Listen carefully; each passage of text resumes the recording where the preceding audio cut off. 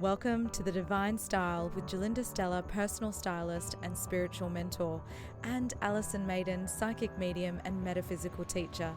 Each episode we share spiritual lessons to cultivate self-love and self-expression so you can become the best version of you. Today we are talking all about conditioning. Not your hair. No. Good point. That's sort of, it could have been. I mean, considering we do talk about style topics at times. Well, when you think about it, conditioning your hair is pretty much the same as conditioning everything else. It's like, it's making it more manageable. Yes. Right? So conditioning is about making people more manageable. Fantastic. That's a good way of describing that. Nice. Segue. That's a good segue. The way that I think of conditioning is almost like the labels or the roles that we place on ourselves and what that contains. So, for example, a condition could be I'm a female and therefore I have to be a mother. Yes. But not every female has to become a mother. No. Or wants to be. No. For that matter. No, absolutely, and your society does have a lot to answer for in the way that people are conditioned these days. But I think what it comes down to is not being able to think for yourself, like you're moving along with the crowd or the group of people all around you that are doing the same thing. And even though it may not feel right to you or may not feel like it is part of who you are, you will do it because of the conditioning around you saying, well, you should go with the crowd and you should be with the crowd. And that's quite dangerous for our health and our happiness. It is indeed. And I think with conditioning, it does, like you said, it's societal. I think there's beliefs, there's also religious, expectations, things like that. It can come in many different forms. It can even, I guess we can think about it from a perspective that the other day, actually, I've got a really good example. The other day, I've been moving house. And my dad, I was sort of telling him where to put stuff and sort of doing this, and he turned around and said, "You're being bossy." And I know, how dare I? And in the past, I would have been really offended or hurt or taken aback and I guess maybe took an offense to it. Mm-hmm. But instead, I sort of giggled to myself and I said, "Dad, you raised me to be the queen that I am." Right back at your dad. Exactly. And I was like, "You will move it where I wanted you to." And not 2 seconds later, Mercedes, my oldest daughter, she basically did exactly the same thing. He said, "Do you want some help?" She said, "I could do it myself." But I recognised that it was his preconditioning, that he saw that women shouldn't be bossy. No. That was his subconscious. That was his condition. Well, he's from that era, isn't he? Where most women were barefoot and pregnant. Exactly. It was so Change funny. to the sink, as they used to say. Oh my gosh, it's horrendous. So yeah, I mean, if you look at the ages and how we've come through the last few generations, it's certainly been a very quick succession from the 1950s housewife through to what we are today, which strong, powerful, independent women. Regardless of whether we're mothers or not, we're expected to hold down a full-time job and still be a housekeeper, a mother, a wife, and all those sorts of things. I mean, we're talking specifically here gender-wise as far as females go, but I mean, it applies to men as well. Yeah, like men don't cry. Another condition that has been placed on men, and they can certainly cry, and it's good to cry. Yeah. So I think that, particularly with the new movements that are going on at the moment, recognising, different sexualities, recognising the colours and creeds of the world, and everything is pretty much in your face at the moment. So it's kind of gone from one extreme to another in lots of ways. But I mean, gosh, in the middle ground, we are all just people. We are all trying to find happiness, and we're all just moving along this thing called life and doing the best we can with it, So the last thing we need is judgment from others because they've been conditioned in a certain way. Yes. I guess we should look at some common conditions that we notice. And again, we are in Australia, so some of the things we might be talking about might be specific to our culture and where we've grown up as well. But I guess if we do talk about, there's gender roles, there's which goes into then workplaces, income, all of those sorts of things. There's things like our health. So if we think about our health, that we've got preconditioned ideas around our health, that, you know, that if we get sick, then we need to go to the doctor, or, you know, we need to go to hospital, or things like that, as opposed to way back when there wasn't that thing. We ate well, we ate good food, and we went in the sun. And so conditioning comes in lots of different forms, doesn't it, throughout our life. Well, actually, it's so funny, because I was just hearing a conversation this morning about how a friend of ours was in hospital for a minor situation, and before she left, because she'd had some sort of anaesthetic, they wanted her to have something to eat. And they pointed her towards the cafeteria, and she's vegan, and she said, well, actually there's nothing I can eat in there. And they said, well, why not? She said, because it's all junk food, processed food, and I just want a banana or an apple or something healthy. And she couldn't get that in the hospital cafeteria. And you have to think about that, don't you? Because in general, you know, our society has gone to this processed fast food, you know, as quick as we can get out the door and eat while we're running. Easy. You know, drive-throughs. And so, yeah, it has become very fast. Life has become very fast. And we're not actually looking at what our body needs and feeding our body properly.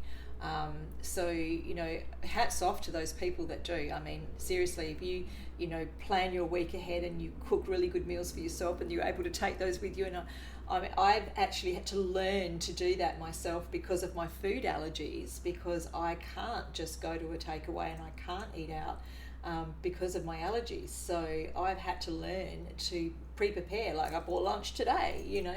So this is all about just thinking about things ahead and understanding that you owe this to yourselves. You owe this to yourselves to get out of the conditioning that's around you, to be more healthy and to take care of yourself, because that's part of self-love. Yes, it is. And self-worth. And I think with conditioning, it's starting to become aware of the conditioning. So starting to question why you do the things you do. What's the automatic habits? So, for example, as a mother, you know, maybe I nag, and I think, why do I nag? Because I've thought that that's what my mum did, or, you know, that's what her mum did. And so then when you start to go, is that how I actually want to be? So, like you said, becoming conscious of how we want to show up in the world. Oh my gosh, I tell you, the other night I was doing the live show in Sydney, and there was a quote that I said to this particular lady, because her mum was talking from spirit, and she was, the mum in spirit was saying that she wasn't spending enough time with her husband. You know, her daughter wasn't spending enough time with her husband. To spend time with dad, right? And she wanted to spend time with with her own husband. Yeah, she was giving her advice from spirit world, and she was saying, you're like ships that pass in the night. And that's a really old saying, right? And she came up to me afterwards, she goes, my mother used to say that all the time. Like, you know, and it's that learned behaviour, isn't it? It's that all the old sayings and things that we get from our parents. You know, I'll give you something to cry about. Oh, yes. When, you know, I remember I was like smacked, and I think it was like, I didn't deserve it, and they said, that's for next time. I mean, we can laugh about it now, but at the time it was not funny. No, it's not. And so, you know, you learn so much from your own parents, and even psychologists will say that you learn from the opposite parent how to love. So, you know, how if you're a female, how the male counterpart or the masculine counterpart in the family loved you is how you expect love to be. So if that, I mean, I grew up with a father who was severely damaged from World War II. You know, he had a lot of post-traumatic stress, I suppose, is what we call it. Back then they called it shell shock. But he wasn't a particularly easy person to live with. And so I grew up, you know, without being a psychic or without being, you know, otherwise aware. I think I could have been a very damaged child because of that, you know, because he wasn't able to love freely. He had a lot of problems, and he was actually self-medicating with alcohol. So I grew up feeling quite unsafe in my environment. And when you have that knowledge, you know, that is his problem, it's not my problem. It's because of what happened to him.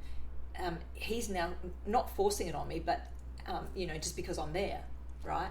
I'm around it. And so the conditioning back then was, you don't speak about it, You don't talk about it to other people. What happens in the family stays in the family. So even now, even this conversation we're having now is actually breaking that conditioning. Yeah. Right in this very moment. Yeah. That you can actually speak about it, because a lot of that was seen and not heard. Correct. Yeah. Yeah. And there was certain topics that were off, don't talk about your finances or religion or, there was a few of them. Can you imagine Facebook would have absolutely blown that out of the water back then? Everybody shares their dirty laundry on Facebook. So I think Facebook's like a tool for, people to just get it all out there. It's pretty quite cathartic, really, like sitting there and typing about all your worries. But because it's not seen as something that's in your face, or you're not talking directly to someone, it's not as taxing on your emotions. So you can sort of hide behind the keyboard a little bit, But the conditioning now is that we are sharing. We're maybe oversharing. It's often oversharing, isn't in some cases. And then some people love the drama, so they get attached to the drama. So where's the middle ground? How do we find the middle ground here so that we don't follow our old conditioning, and that we can actually change what has happened in the past that's been negative into positive things for us? Yes, very true. So reprogramming, how would you suggest someone starts? Well, first of all, you've got to acknowledge that you've got a problem. That's the first thing. And I think that's really difficult when you're living a certain way and it's always been that way, and you're programming from your childhood and your parents, your conditioning, leads you to think that it's normal. Yes. But are you happy? That's a good indicator. That's always a good indicator. And often when someone says, how are you? We're quick to say, I'm well, or I'm fine, or I'm good. But are you happy? That's a really good question to start with. Whenever anyone asks me how I am, I'm always honest about how I am. And I usually say I'm tired. Because I am a lot of the time. Because I work a lot, and I am tired. But you're being truthful. Yeah, I'm being truthful. But it just makes people so uncomfortable. It does. It's very funny. Yeah. It does. Because I've been moving house, people have said, oh, how are you doing? I'm like, really stressed, quite overwhelmed. But if you knew me a few years ago, I would have said, I'm fine. But you see, if you said that to me, I'd be like, oh, how can I help you? Because that's what I do, right? Yes. I'm naturally a healer, and so I would want to help you. But if you put it towards somebody that didn't understand that aspect of life, they wouldn't know what to say or what to do, because they'd be quite scared. They would be overwhelmed by what you just said to them. I don't know what to do with that. So I'm going to put it back into your ball court and not say a word and go, oh, that's nice, or something of the effect. Because they don't expect it. Yeah. So I think what it comes down to is go to people that can help you. If you are unhappy in a situation, you need to seek out professionals that can actually sit with you and work out what that might be, because I don't think a lot of us know what is making us unhappy. It's so true. We're never upset for the reason we think. It always goes a lot deeper. Oh, absolutely. We need to kind of unpack it, It's like an onion. Damn onion. How many layers? It's so true. You've got to take each thing as it comes. When I'm doing healings on people, and particularly when we go through past life healings, because we've done this before, we've actually filmed this before. We have. We go in on the emotion. So that's a really good place to start. If you're feeling angry all the time or frustrated all the time, there's something underneath that's causing it. And it's usually that you're not feeling worthy, or that you're not feeling loved, or it's a frustration that's coming from a place deep inside of you. If you don't give that back to yourself, you're not going to get it from anywhere else. Other people around you are there to show you what is missing or what you need, and so therefore, don't blame people for not loving you or not showing you emotion. You've got to look at it as, oh, this is the mirror. I'm not feeling this, so therefore I've got to do something about it. That is so spot on. It reminds me of as a parent as well, or as a wife, or in any of these roles we play, or even as a healer, or whatever we do when we're doing something for someone else. When we're doing it with that thought of getting something back, even if it's a thank you or an appreciation, whilst we can go, oh, that's the polite thing to do. If you're doing it with the expectation of having something come back to you, you're leaving yourself up for to be disappointed. And so when I think of myself, if I'm feeling a lack of appreciation, where am I not appreciating myself? Yes. Where am I not giving myself gratitude for what I'm doing? Absolutely. Because we don't need it from an outside source. No, because the trigger happens because it's missing within us, you know. So if somebody's not paying attention to you or not giving you what you need, the trigger happens in you because it's not there in the first place. You need to feed that to yourself first. As soon as you've got all of that inside of you, it won't matter what they do. They can stand on their head, they can cartwheel. It's not going to matter because it's in you and you've got it there, and you don't need them around you to validate who you are.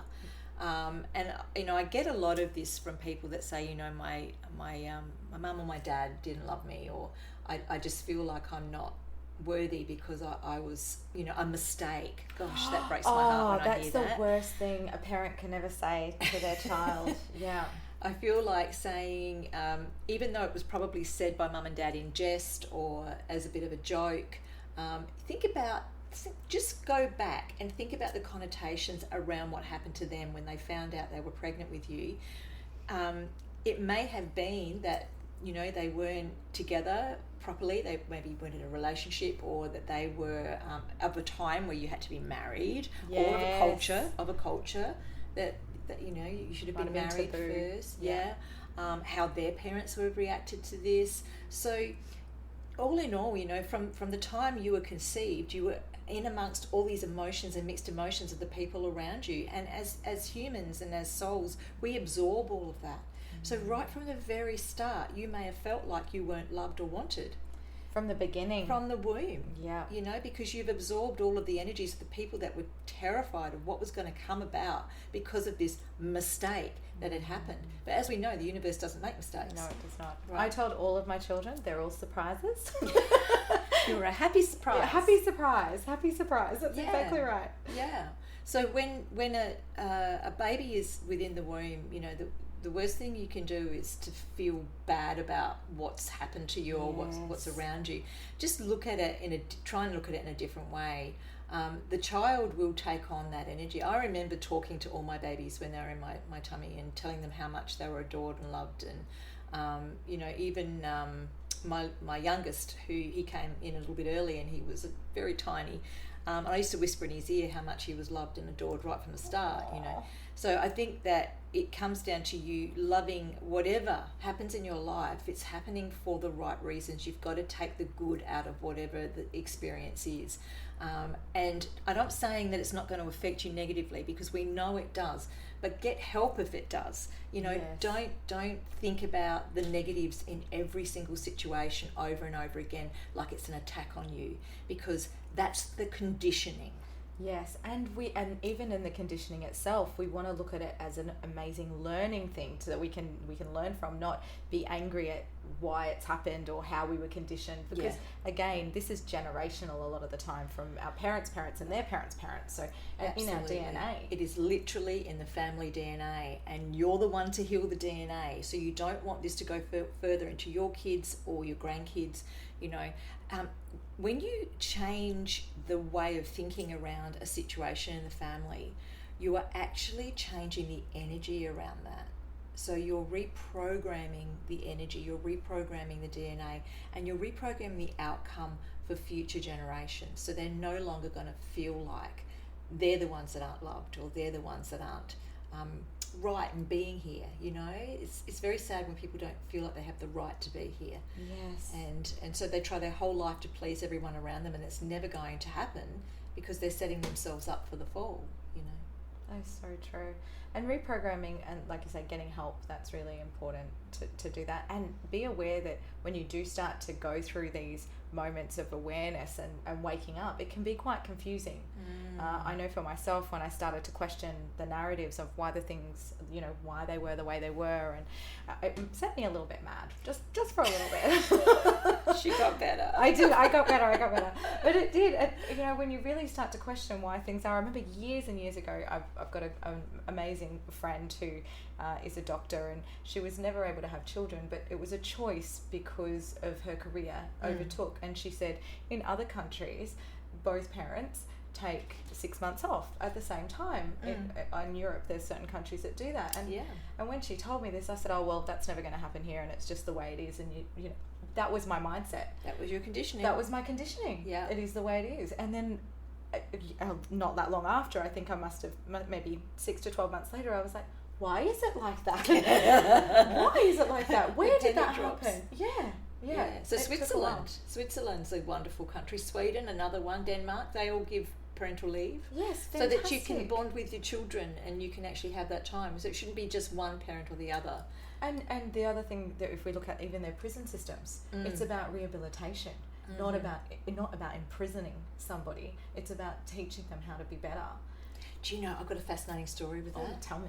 So there's this massive pyramid that they built in Russia as a... Russia's very, very advanced when it comes to psychic phenomenon and exploring psychic phenomenon. So they built a pyramid because they know that pyramid has power within it, okay? So as we know, back in the day, like in the 70s, they used to put razor blades inside pyramids and they'd stay sharp and all this sort of stuff. Really? It's quite fascinating. So in this gigantic pyramid in Russia, and I mean gigantic, it's massive, they were putting in things like, tomato plants, and the tomatoes would grow to enormous size, and this is all documented scientifically.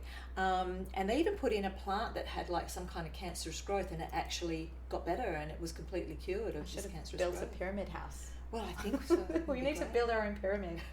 So they wanted to prove that the energy was the thing that was causing this, right? The energy and the influence of the energy. So they took bricks out of the local prison and they put these bricks into the pyramid and they left them there for about, I think it was 7 days or something. And then they put the bricks back into the walls of the prison. And they said that violence in the prison went down by 70%. That's amazing. So the influence of the energy was there. That's how powerful we are. We are so powerful. Yeah. Absolutely.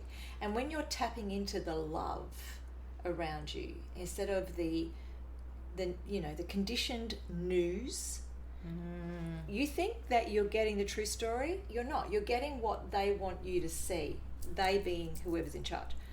This is now coming down to people waking up, and I've seen it a lot. People are waking up to what's around them and really looking deeper and saying, what's in front of me? What can I do to change what's in front of me? What can I do to help? Yes. Right? And then once you start doing that and paying it forward to others, and if everyone in the world did that, then everything would start to change. You'd not only feel better about yourself, but also you're changing the way that people are seeing the world. They're no longer seeing everyone as being their enemy. You're going to see them as being friends and helping each other. And I think that's going to be the most important thing of the golden age that's coming up for us, is that we're all going to see each other as equals instead of people that are trying to take something from us in some way. Or feeling like we're better than or not good enough. Those two things. It is really interesting as you were saying that. I was really thinking about how our, when somebody does something wrong and we're so quick to maybe get angry or feel victimized in those moments, but when somebody has shown cruelty to another, but you can still see the truth behind where that comes from, that pain, their pain, yes, and love them all the same, that is so much more powerful. It doesn't mean not respecting boundaries, and we have had podcasts about boundaries, but this is about still shining a light on them, a light of love, to be able to allow that clarity and that truth to come through. Oh, look, absolutely. This is why I love Reiki so much, is that you can send Reiki healing to somebody from a distance. You do not have to be in their life anymore. You do not have to be a part of what they're doing to you, but you can still send love and healing and move on from that and heal yourself completely so that you no longer are affected by whatever negativity that they are still wanting to throw. It's very important as an individual, I think, to be able to love yourself first and then love and forgive people around you who might be hurting you because they can't love or forgive themselves. That's very true. I think it's a good time to mention too, if anybody is interested in any of the services Alison and I offer, so Alison does do incredible Reiki workshops in Cairns, based in Cairns, and you do them in Adelaide. And Sydney. Yep. Yes, and we're doing we're actually about to launch workshops online. Fantastic. So we're going to be doing workshops all over, anywhere in the world really that you want to just tune in on. Yes. Yeah. And we both do Zoom readings and offer meditation classes up here in Cairns as well. So for people that are learning how to meditate, because that's a great way to self-reflect. Absolutely. And that's something I was going to mention to you. You should be doing meditation online. Oh, I will. There we go. Get out to the world we'll that do way. That. Excellent. So when we look at this conditioning, is there anything that you see commonly? I mean, we did say that feeling, that sense of being unloved, unworthy, that's a common one that comes up, isn't it? Everything comes back to love. Everything in this world does. So yeah, absolutely. If you are conditioned to be feeling not good enough, you're going to try and fill up your life with other things. Consumerism comes from that. So, you know, why do you think that we're always fed those negative things on the TV all the time? It's because it makes us feel bad, or it hits the nerve within us. Yes. When we're watching those sad movies, and then I might go and eat some food, or I might go and buy something to make me feel better. I'll go buy a new dress so I feel more sexy. You know, all of those things are about the triggers and getting us to go out there and spend more money, that we really don't need all this stuff, right? Right. So conditioning is around you all the time. It's whether or not you can love yourself enough to break free of that. That's what you have to do. So if you need help to do that, seek out a really great healer. We have a whole list of them that we can help you with. We do. We have so many wonderful people all over Australia, in fact all over the world now, that can help. So just be aware that if you do feel like you're not enough, if you do feel like you need help with this, please get in contact and we will definitely help you. We will indeed. Thanks so much for listening today. Now, if you did enjoy our YouTube and our podcast, please be sure to like, share and subscribe, and feel free to send questions. Oh, please do. Right, we love it. Absolutely. Thanks for listening to The Divine Style with Gerlinda, Stella and Alison Maiden. You can ask questions or find out more at gerlinda.com.au or alisonmaiden.com.